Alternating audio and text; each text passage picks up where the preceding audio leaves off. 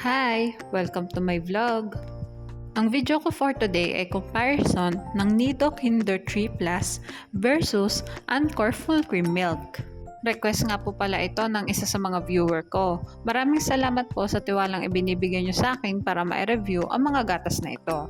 Katulad nga ng dati ay magbabase ako sa nutrition facts at ang measurement na gagamitin ko ay yung per 100 grams of powder. Okay, simulan na natin. Sa carbohydrates, sugars, lactose, lamang ang Nido. Samantalang lamang naman ang Anchor sa energy, protein, and fat. Ngunit walang naka-indicate sa nutrition facts nito na sugars and lactose. Sa linoleic acid, linolenic acid, and DHA, lamang ang Nido. Samantalang lamang naman ang Anchor sa cholesterol. Ngunit wala itong linoleic acid, linolenic acid, and DHA. Lamang ang Nido sa first category. Mag-proceed naman tayo sa minerals. Sa sodium, iron, zinc, selenium, and iodine, lamang ang Nido. Ngunit wala itong choline. Samantalang lamang naman ang Anchor sa calcium, phosphorus, magnesium, potassium, and choline. Ngunit wala itong zinc and selenium. Lamang ang Nido sa minerals. Mag-proceed naman tayo sa vitamins. Sa vitamin A, vitamin D, vitamin E, vitamin K, vitamin B1, and niacin, lamang ang Nido. Samantalang lamang naman ang Anchor sa vitamin B2. Ngunit wala itong vitamin E, vitamin K, vitamin B1, and niacin.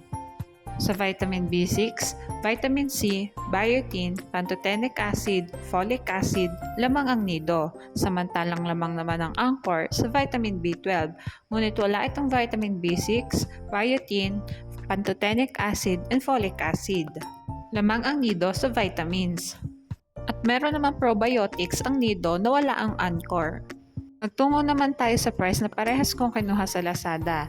Paalala guys, pwede mag-iba ang presyo ng dalawang gatas na ito depende kung saan store nyo sila titingnan.